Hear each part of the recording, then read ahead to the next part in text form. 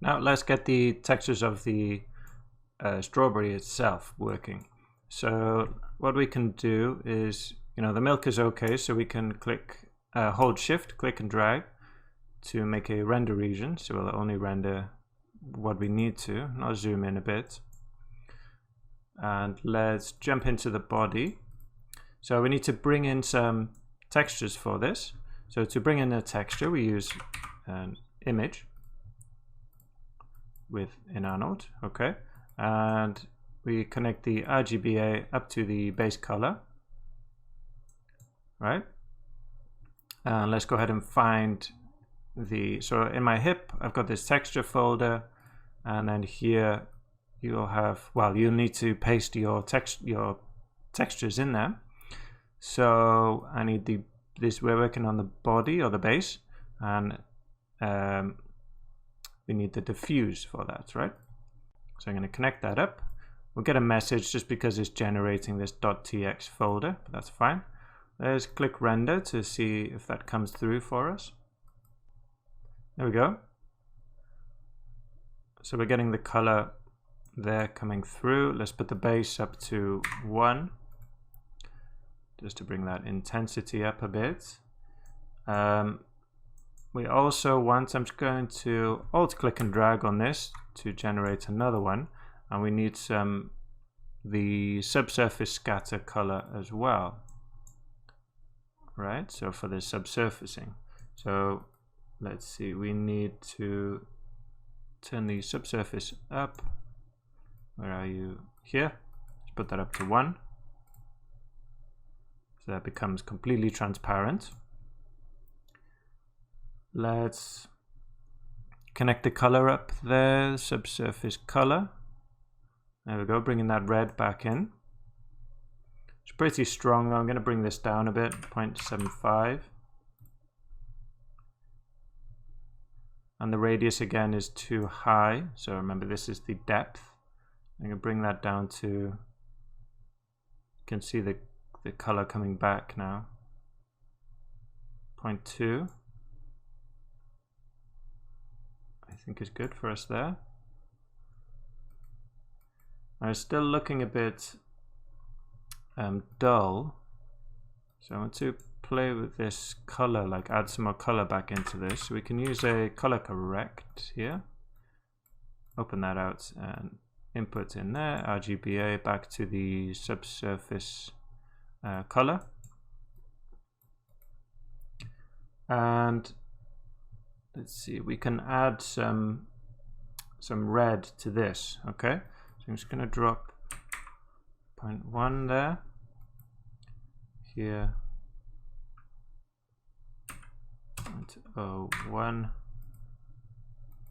here 0.01 as well. So we can kind of add this red to what we've already got. Okay, just so you can see the difference there. If I turn that off, back on. Well, cool. What else do we want to do? The IOR probably could come down a bit. Do 3.5.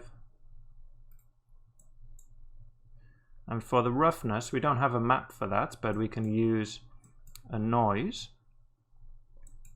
for that. So I'm just going to drop a noise. So what we're looking for with the noise is something quite subtle, and it can be quite hard to see what you're doing.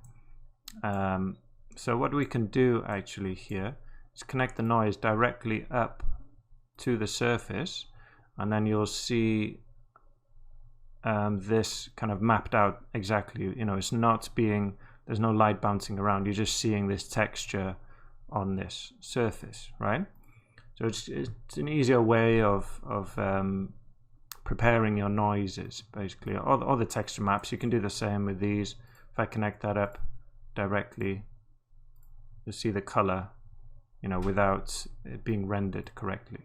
Okay, so I connect that noise up. I'm going to bring up the octaves, give myself some more detail there.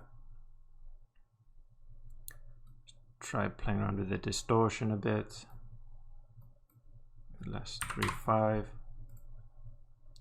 Okay, the scale, bring that up. Something like that. About there, looks good. Okay, just to bring some, just to break up the highlights a bit, some so just so it's not all the same. And the roughness, what comes out of here, we've got values between 0 and 1. So 0 will be black and completely shiny, and 1 will be fully rough. And we don't want that. We need to, you know, bring it down quite a bit. Do to 0.2. Okay, so let's try connecting that up to our, well, we don't want RGB, we just got a grayscale, so we'll just grab the R, connect that up to our specular roughness, and then connect this back up to our shader, and we'll see some variety in the roughness now.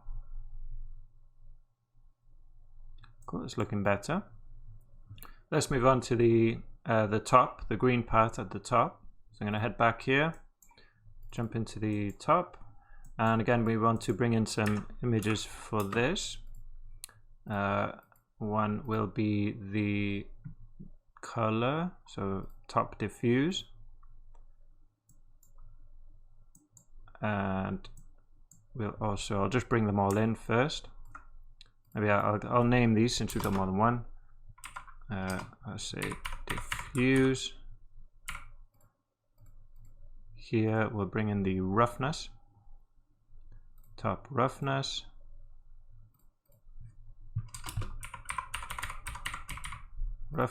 and then one more, we've got a normal map that we can use for the top normal.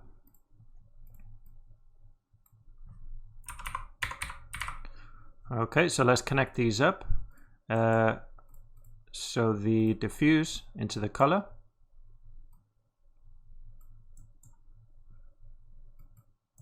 Okay.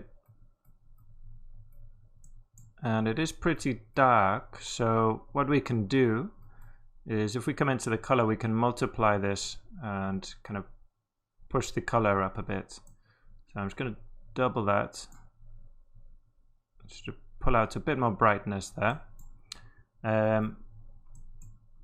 What else? So the roughness, let's connect that up. I think with this, yeah, we can just grab RGBA and connect this to specular roughness. Okay, and let's see, and then the normal. So for the normal map, we need to connect a bump 3D. Okay, for a normal map, and we connect RGB up to normal, and then the vector to the normal there, and put the bump map up to 1. So hopefully we should see. It's quite subtle. It's hard to see from this point of view now at this frame, but that'll add some detail. There. So we're going to want some subsurface, and we don't have a subsurface color map, but we can just use the same, we can use the diffuse map for that. So if we come to subsurface, just connect that up there as well, so you can connect one map up to multiple areas. And at the moment we don't have the subsurface on, so let's turn that on, and right away it disappears because,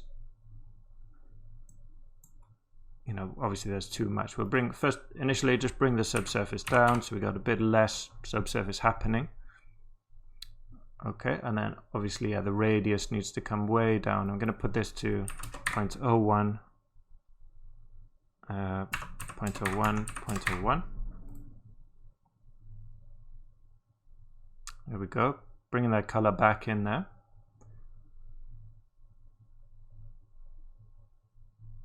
And we can try some different, it's still looking a bit weird there. You can see on the tips. You can try some different types. Try this diffusion. There we go. Okay, they're just different methods for processing the subsurface. So if you're struggling to get what you're looking for, just try the other two. You could probably push the scale up again now. Okay, I think that'll do us for the top. Now let's go on to the seeds and see what we want to do with these. So I think, yeah, we've got a color for the seeds as well. Let's take another snapshot there. You can see there, we're getting something way more realistic. So we need an image and find our seed diffuse. Let's connect that up to the base color. There we go, we're seeing it's there.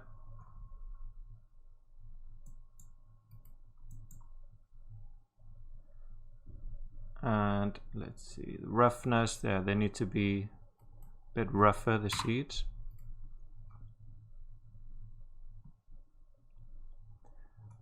Probably, yeah, we'll want some subsurface with this as well, not a lot, but just a tiny bit. I'll give it just 0.25. And then we can give it a color here. So I'm going to give it 0.031, 0.031, 0.012, 0.012. So we get that deep kind of greeny color. The radius, again, these are tiny objects, so bring the radius way down to 0.1. And the scale is 0.1. Again, this kind of multiplies this, you know.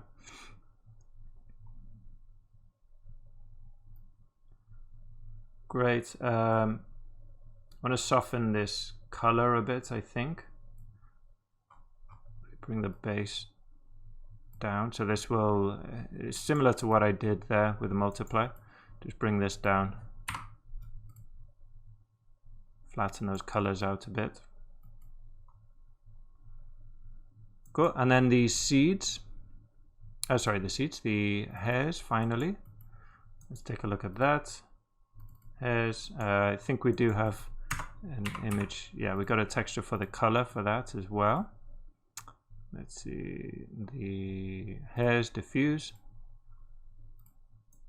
Connect that up to that.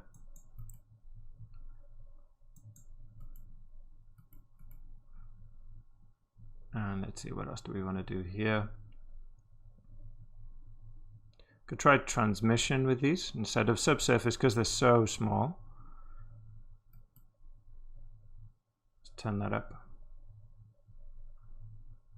A bit less, actually. We don't want glass, but you know, they're going to be pretty transparent for being something so small and thin. And then we could give it kind of like a green color.